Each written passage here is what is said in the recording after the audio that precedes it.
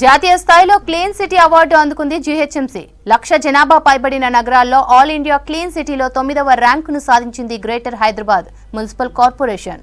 5 star రేటింగ్లో స్వచ్ఛ సువేక్షణ 2023 గాను ఈ అవార్డును సొంతం చేసుకుంది. ఢిల్లీలోని భారత మండపంలో అవార్డుల ప్రధానోత్సవ కార్యక్రమం జరిగింది. కేంద్ర పట్టణాభివృద్ధి శాఖ మంత్రి హర్దీప్ సింగ్ చేతుల మీదుగా అవార్డు అందుకున్నారు జీహెచ్ఎంసీ కమిషనర్ రొనాల్డ్ రాస్. ఈ కార్యక్రమంలో sanitation additional commissioner Upender Reddy కూడా పాల్గొన్నారు.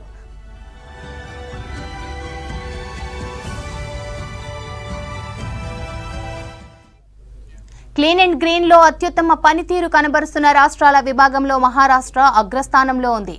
మధ్యప్రదేశ్, ఛత్తీస్గఢ్ తర్వాతి స్థానాల్లో ఉన్నాయి. ఇందులో ఇండోర్ 7వసారి క్లీనెస్ట్ సిటీగా ట్యాగ్ పొందింది. సూరత్ 1వసారి ఉమ్మడి విజేతగా నిలిచింది. వైజాగ్ 4వ స్థానం, విజయవాడ 6వ స్థానం, తిరుపతి 8వ స్థానం సొంతం చేసుకున్నాయి. 2023 స్వచ్ఛ సువేక్షణ ఫలితాల ప్రకారం మహారాష్ట్రలోని సస్వాద్ 1,00,000 కంటే తక్కువ జనాభా ఉన్న అన్ని నగరాల్లో క్లీనెస్ట్ సిటీ అవార్డును పొందింది.